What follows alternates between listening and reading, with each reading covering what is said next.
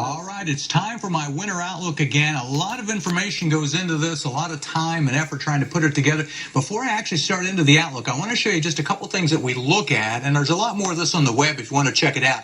We look at current snow cover, and right now, as you can see, it's above normal, not only in the U.S., but all the way up into Canada and all the way towards the pole. When you have colder air coming down across snowpack, it tends to stay cold longer. So we watch that a little bit above average on the snowpack out there.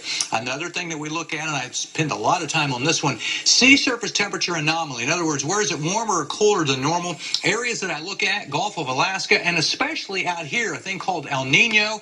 We think it's going to be more centered in the center portion of the Pacific. This is a major factor when doing a winter outlook. That's some of what we talk about. I talked about El Nino. This is a typical pattern for El Nino, where it tends to be warmer and drier here. I don't think, though, this is a typical El Nino this year across the valley. I'm disagreeing a little bit with the typical El Nino pattern here in the area. So, with that said, it is now time for my winter outlook, and we got 20 items we're going to take a look at. First of all, the first thing we want to talk about is comparing it to last year. I believe this is going to be colder than last year. As a matter of fact, colder than the last 3 winters in the Wabash Valley. So if you like winter weather, you're probably going to like that.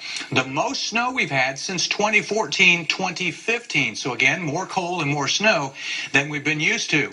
The next measurable snow by December the 10th, because we've already had some snow, so the next measurable snow falling by December the 10th. The coldest part of the winter, I believe, will be the second half of the winter, loaded more heavily cold in the second half of the upcoming winter.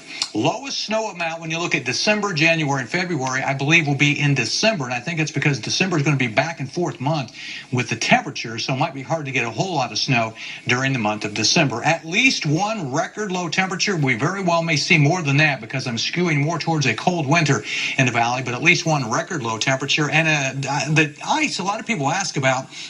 In all of my analog years, there was not anything major, so I think a low chance of a major ice event. This should make a lot of people happy because it doesn't take much ice to cause a big problem.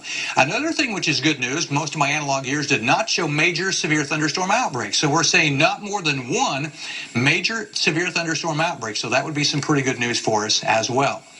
This one maybe not so good. More sub-zero days than average. The average is about 4. We're forecasting 5 or more. I think that we'll go below 0 probably at least 5 times, maybe more, in the coming winter. Hey, how about this one? A white Christmas this year. I think the pattern will be back and forth in December. We'll warm up in mid-month, but right before Christmas, I think it will turn colder and maybe enough to get us to snow. So right now, I think a white Christmas will be in the valley this year. December will be colder than normal, and I put about 2 degrees colder than normal. Check out January, colder than normal by even more, and February. I've never had a winter outlook where all 3 winter months I called for them to be colder than normal. So it's the first time that I've done that in my winter outlook. Last year, you may remember a lot of windy days. I do not think so this year. The storm track not right over the area, more to the south. So less windy days this year than we had last year. Now, as we look getting into March, remember it was slow coming out of the winter season back in the spring. I think some snow in March. However, I think it'll be early, and I don't think it will be big. And the other thing about the spring, I think March is going to be warmer than normal, which, of course, we did not have this past year. So that's some pretty good news there. I also think a faster start to spring than last year. Remember how it drug on really even into April with some snow? I think we'll snap out of that and go into spring a lot quicker in next spring. Okay, the 3 big things. Temperature, I'm forecasting below normal. Normal is 31.1. My forecast is 29.2, so nearly 2 degrees below normal. That's a pretty significant skew towards cold when it comes to temperatures. Precipitation, below normal. Normal is 8.88, forecasting an inch below at 7.88. That is rain and melted snow combination.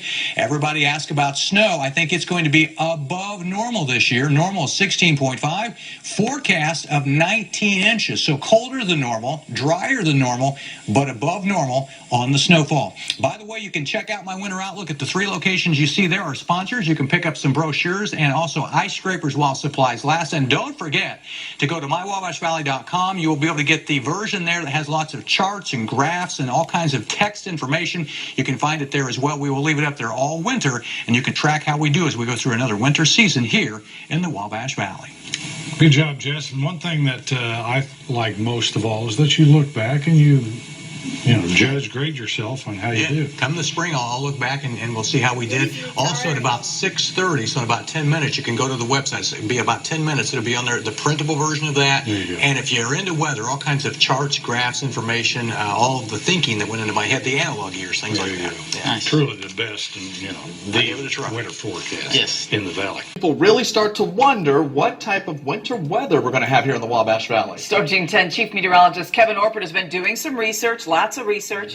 He's here now with his winter weather forecast. Before the age of science, humans looked to nature to find out what the weather was going to be, because it was a simple act of survival. Without the signs they saw in nature, they might very well perish. Today, of course, we use satellites and radars, computers, and other tools to figure out what the weather is going to be. But each year, for my winter weather forecast, I set all of those tools aside and use the same signs our ancestors used to come up with my winter forecast. So here's my winter forecast, based on that magical connection between the signs of nature and the weather we could have.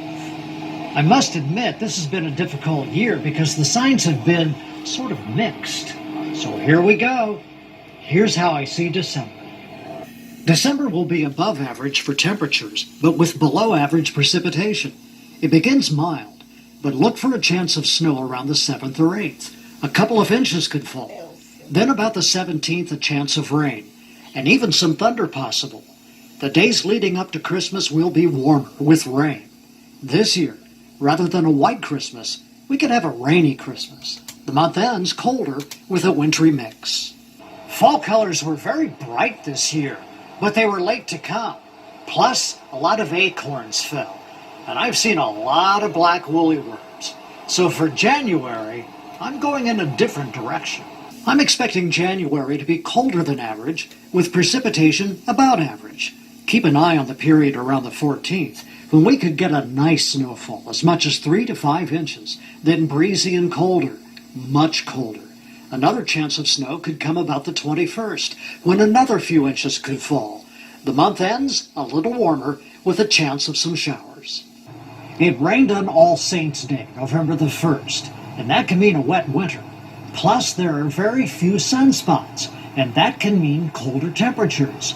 So put those two together, and here's what I believe will happen in February. The month begins cold, with snow possible close to the 6th or 7th, with another few inches possible. It will turn cold with another chance of snow close to the 13th. A warming trend could bring rain by about the 20th, but this also has the chance to be a freezing rain event. It stays cold, but then warmer with showers to the end of the month. Now, this has been a difficult winter to forecast by the signs. Some of the signs indicate it's going to be a rather mild winter. Some of the signs indicate it could be a more harsh winter. And so my conclusion is just that. I believe what we will have is a rather wet winter with probably more snow than we've had in the past, and rain too. And I believe we'll begin rather mild, but then as the winter goes on, I think it's going to get colder and blustery. So that's the way it seems to shape up by the signs. For Storm Team 10, I'm Kevin Orton. All right, let's first look at what's called the Alberta Clipper, getting its name from its origin, where that storm comes from, up near Alberta in Canada. These areas of low pressure track across the northern part of the United States typically don't have a lot of moisture with them. They track down through the Dakotas and into central Illinois, giving us just very light snow. These are not the big ones. The big ones come from what's known as the Colorado Low, when areas of low pressure form out here near Colorado, east of the Rockies, and then kind of make a little bit of track across Oklahoma, picking up that moisture from the Gulf, similar to what we had last week with all that snow, and dumping that snow heaviest just to the north and west of that low. You get these big snows from that Colorado low as they tap into that Gulf moisture. So that's another way. And then finally, sometimes we get snows off of the lake. We call it lake effect snow. Pretty simple. Get those winds blowing across the lake there. And we get sometimes these light events of snow that come across the lake. So again, if you like the big snows, looking for those Colorado lows. Did you know that all 50 U.S. states have actually recorded snowfall? Yes, even Hawaii. Here, snow is observed on some of the Hawaiian volcanoes. Now, albeit usually just trace amounts, that still counts. We'll be right back with more of the WCIA 3 Winter Weather Outlook right after the break. Forecast from a variety of different places. One place, the Farmer's Almanac. It shows biting cold and snowy weather for us. If you look at the other almanac, there's two different ones. The Old Farmer's Almanac shows the opposite, warm and wet for central Illinois. If you look at the NOAA weather forecast, they say a normal winter for us, and that comes with temperature and precipitation both being normal here in central Illinois.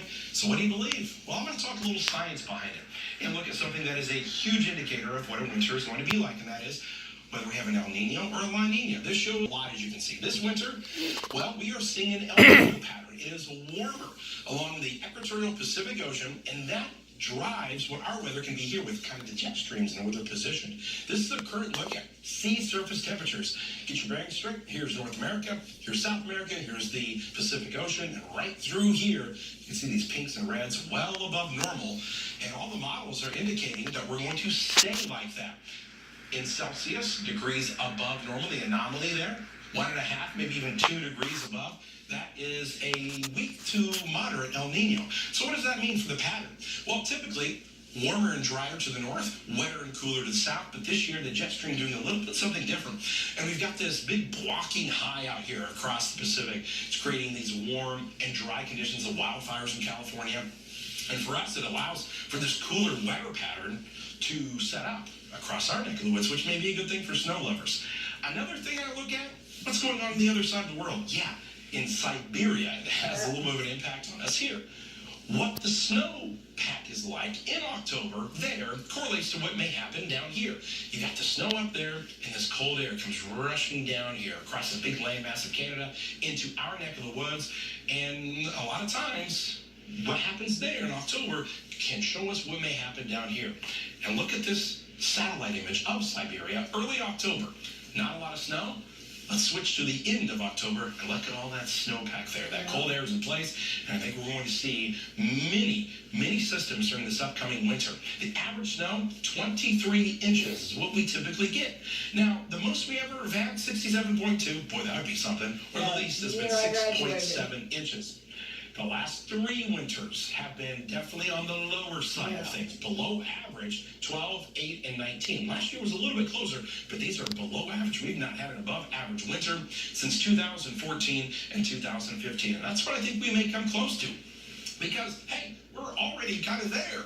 We are already beating Alaska. 2.3 inches of snow in Alaska already this year. We have had 3 inches. So we're already winning when it comes to that. I think we are going to have an above normal snowfall during this upcoming winter.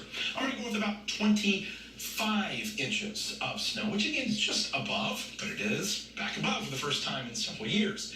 The temperatures, unfortunately, staying cold. I know that's not what I wanted to hear either, but below normal is coming. And we've already had that here, as we all know. Yeah. This entire month of November, we haven't had a single day of above average. Every single day has either been normal, only a couple of those, all of them below normal. And that's going to continue. How about this Christmas? Could we see a white Christmas? Well, I'll tell you this, with the cold air in place, and the many systems I think are coming our way, the chance for a white Christmas may be a little bit better than just maybe to almost likely. Well, we hope you enjoyed the winter weather outlook, but before we go, we want to show you some ways that you can actually win during this upcoming winter season. The next time you have snow, measure it and take a photo of it. Then send it to our Polar Patrol and you can win a Snow Bear beanie cap. And in addition to the Polar Patrol, we also have our Weather Picks contest. Send us any picture weather related to WCIA.com/weatherpicks, and you can win this great shed rain umbrella. Now, if you've really got what it takes, you can win this snowblower. It's really simple. All you gotta do is, well, correctly guess the exact dates of the first 3-inch snow in either Champaign or Springfield, and it's yours. Well, that'll do it for the show. Don't forget, for more winter weather information, head on over to WCIA.com and check out our winter weather outlook section. We also have all of our forecasts on social media, so follow myself, Kevin, and Adam on Facebook as well as on Twitter. All right, we hope you all have a safe winter. You enjoy the winter weather outlook. Have a great night. This has been WCIA 3's Winter Outlook, a WCIA 3 weather special presentation. Brought to you by Lansing, Carpet Master, American Eagle Auto Glass, Illini Mattress, Edelman, and Hall of Fame Plaques and Signs.